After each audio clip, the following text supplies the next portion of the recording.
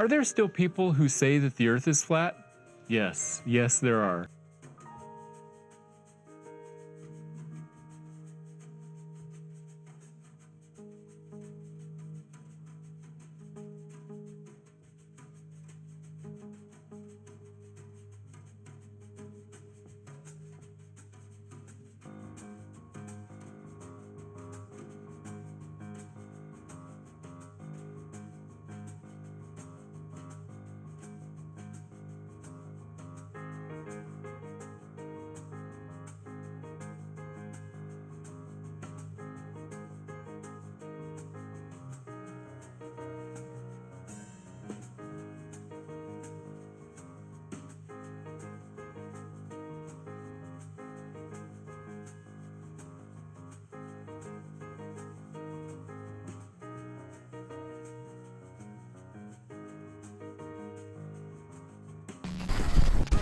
You're the reason I homeschool.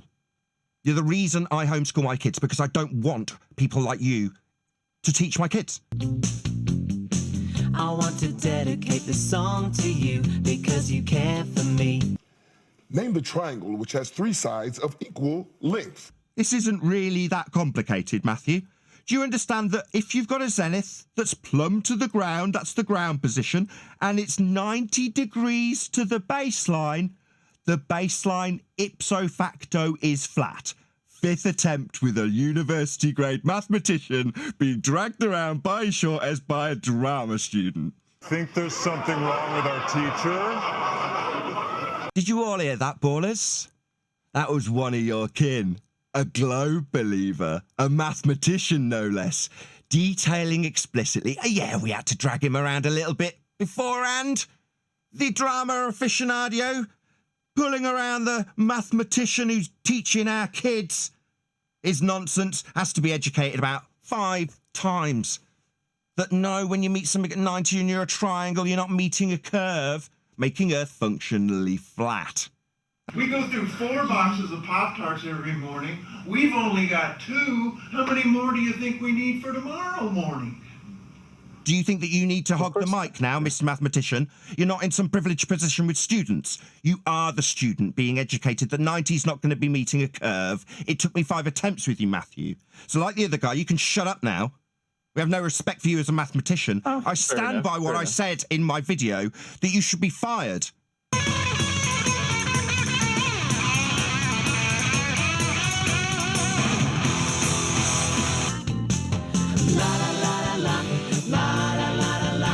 My teacher. Ready, set, go. Well, now, which form of addition, which form of teaching addition is going to stick? The abstract way, where you just do it, where it has nothing to do with the kids' reality, and where they drag themselves home, do their homework, and then go out to play? Or the type of homework where they are actually engaged in the process? Well, obviously the one where they're engaged in the process. Triangles are made up of perfectly straight lines. They can't have a curved baseline. So an elevation angle measurement to Polaris to give you latitude won't be derivable from a curved surface then, will it, Matthew? No, you have... So the latitude lines in this Cartesian grid system, they are derived from a flat Earth then, Matthew? A flat triangle, yes. A flat plane with an elevation angle measurement to Polaris and circles coming out towards the equator, measured on a flat plane. Like we explained earlier with why all the maps were flat. You don't need to talk as I'm talking, Sunshine. I am not one of your students. The teacher functions not as an expert, but as a guide. And that's the big difference. Look, it comes down to this. Earth is flat then, Matthew. Then the Earth is flat. Okay, so I'm picturing what I posted in sorry, in the chat. you just need to concede like the last guy. The baseline we will be travelling along and are navigating is functionally and mathematically flat, isn't it, Matthew? Oh yeah, sure. So yeah, Earth, that would be the Earth. That would be the Earth that we will be navigating is flat, isn't it, Matthew? You're not learning by memorizing. You are learning by doing. You are learning by engaging in the process. And that's what a bad teacher doesn't do. A bad teacher stands up and goes, 1, blah, 2, blah, 3, blah. Any questions? I think I'm still going to teach my students that the Earth is a sphere and give them evidence for that. And, What evidence will you give them? Tell them it's there not isn't flat. any. What would you give them? Eyewitness testimony, pictures from space, GPS, satellite TV, like that type of evidence. Let's go in reverse order. GPS uses Cartesian grid system. Were you aware of that? It uses the Cartesian grid system. That's right. That's also derived from flat Earth. My bad. I was responding. That's the flat Earth. You've got to care about it. I don't care if you're teaching second grade mathematics or if you're teaching philosophy in college. You've got to be passionate about your discipline, and you've got to think that it matters. And you've got to have the speculative ability as a teacher to make sure that you can connect what your students are learning in their third grade mathematics classroom with what they're learning in their third grade science classroom. I'm going to tell them what the experts say, yes. Why?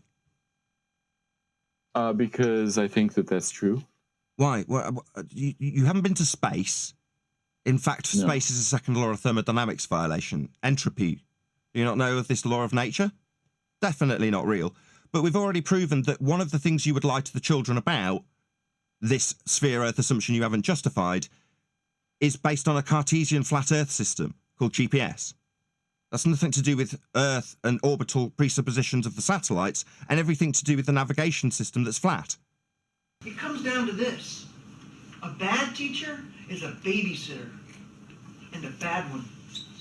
A good teacher is somebody that functions as a guide, that brings all of these curricular activities together, that helps the student understand how they hang together in a cohesive whole. I'm not one of your students. You're one of mine. I am the advanced heliocentrist, and you are the student of the triangle used to acquire the elevation angle measurements to Polaris to give you the flat grid system used for navigating the ground in GPS. Now, I've proven how it's a flat system and how the system has been derived from flat angles to a star. Now, that is in no way justification, as you gave, for lying to children about Earth being an assumed radius that you didn't justify. Now, you might not think it's reasonable, but I'm demonstrating to my audience why it's an unreasonable statement to lie to them. But the great teacher is someone that takes it to the next level. And the great teacher is somebody that takes their obligations as a professional seriously. Yeah, we're navigating on the Earth, and functionally it's flat, and we navigate along a flat map, of course. Welcome to Flat Earth, Matthew. That's correct. From a university-grade mathematician, for all of you ladies and gentlemen, that will be trimmed out and posted everywhere. That's a university-grade mathematician telling you, the audience, that Earth is functionally measured and navigated flat. Welcome to Flat Earth. Of course, that's why all maps are flat. Like, of course. I mean, the 3D, except for 3D maps, but most maps are flat. Of course. So they're all flat because the grid system for the map has come from elevation angle measurements to Polaris. Those are also right-angled triangles with the zenith position of Polaris running along a flat baseline all the way out to the equator for the equatorial plane. So all of the maps are flat because they have to functionally work with flat Earth elevation angle measurements, the ones you just conceded after 5 attempts. A good teacher goes, 1, blah. Is this true? Do you agree with this? Does this matter to you? Does this match with your experience? If you believe this, what are the consequences of this? What about the counter argument to this position? The problem is, like refracted curvature said, the guy's been indoctrinated. He doesn't know. He thinks he's correct. Even though you've proven he doesn't know. He just...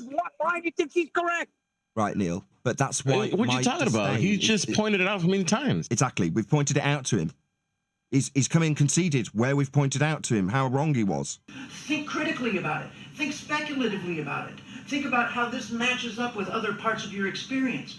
Think about it in terms of your college experience as a whole. I agree that it's always wrong to lie to children. I think I'm telling the truth. You think you're telling the truth when I've proven that the justification of GPS uses a Cartesian flat Earth grid system? No points there. He still kept to his company line of teaching the kids a frigging lie. Neil, that's the difference after he was corrected. Before he was corrected, no problem. After You're he's right. corrected, 100% right. I take everything back. Get him, Nathan. Exactly. Beautifully summarised. Exactly, Quantum Eraser. I haven't got disdain for teachers. I understand that they're going to educate the kids in what they've been educated to educate them in. I'm not an unreasonable man. But at the point of correction, that is to say, and I always qualify it, the people in this arena, the people who have come and had the education from us, we've told them as advanced heliocentric understanders that they're wrong.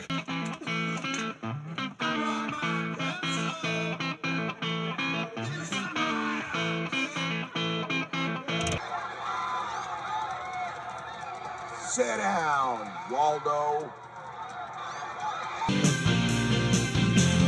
La la la la la la la la la. I love my teacher.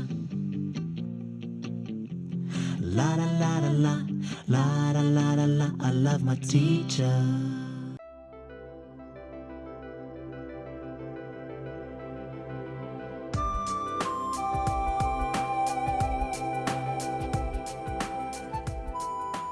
Is there a curve to perpendicular, Matthew?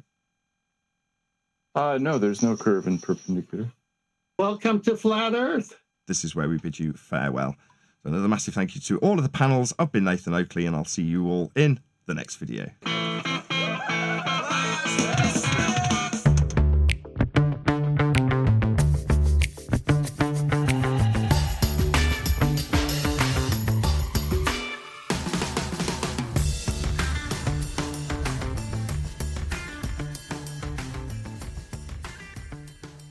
Did you know that the Earth is flat? Wait, what? Why would you say that? Thanks a lot for searching that out, man. Appreciate that. Fisherman in the box. Fisherman in a box.